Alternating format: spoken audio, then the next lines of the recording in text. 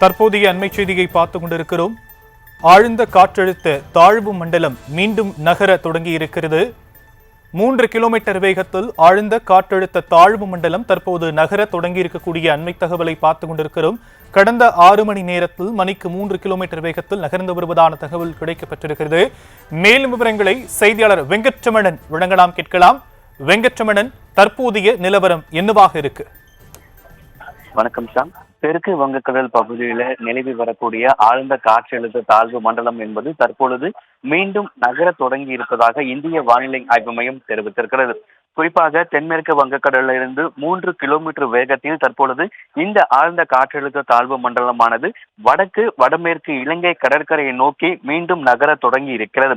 முன்னதாக நகராமல் ஒரே இடத்தில் நீடித்திருந்த இந்த ஆழ்ந்த காற்றழுத்த தாழ்வு மண்டலமானது தற்பொழுது வடமேற்கு திசையில இலங்கை கடற்கரையை நோக்கி மீண்டும் நகர தொடங்கி இருக்கிறது. மணிக்கு 3 கிலோமீட்டர் வேகத்தில் இந்த ஆழ்ந்த காற்றழுத்த தாழ்வு மண்டலம் என்பது தற்பொழுது மீண்டும் நகர தொடங்கி இருக்கிறது.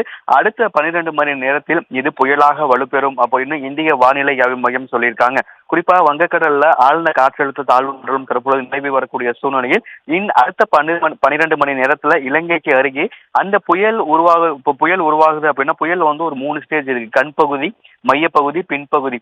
அந்த புயலுடைய கண்பகுதியிலே இந்த புயல் வந்து வலுவிழக்க கூடும் அப்படின்னு இன்றைய தினத்துல வானிலை ஆய்வு மையத்துடைய தென்மண்டல தலைவர் பாலச்சந்திரன் தெரிவிச்சிருக்காரு. புயலாக வலுவடைந்தாலும் கூட பெரிய தாக்கத்தை ஏற்படுத்தாது அப்படின்னு சொல்லியிருக்காரு. இன்னும் 12 மணி நேரத்தில் இது புயலாக வலுப்பெற்று நாளை மறுநாள் 30ஆம் தேதி காலை புயலாக வலுவிழந்து ஆழ்ந்த காற்றழுத்த தாழ்வு மண்டலமாக காரைக்கால் மற்றும் மகாபலிபுரம் இடையே கரையை கடக்கும் அப்படின்னு சொல்லப்பட்டிருக்கக்கூடிய சூழ்நிலையில் தற்பொழுது நீண்ட நேரமாக ஒரே இடத்தில் மையம் கொண்டிருந்த ஆழ்ந்த காற்றழுத்த தாழ்வு மண்டலம் என்பது தற்பொழுது 3 கிலோமீட்டர் வேகத்தில் வடமேற்கு இலங்கை கடற்கரையை நோக்கி மீண்டும் இந்த ஆழ்ந்த காற்றழுத்த தாழ்வு மண்டலம் என்பது நகர தொடங்கி இருக்கிறது. அடுத்த 12 மணி நேரத்தில் இது புயலாக வலுப்பெறும் அப்படின்னும் வானிலை ஆய்வு மையம் தெரிவித்திருக்கிறார்கள். ஷாம், தற்போதைய விவரங்களுக்கு நன்றி வெங்கட்ரமணன்.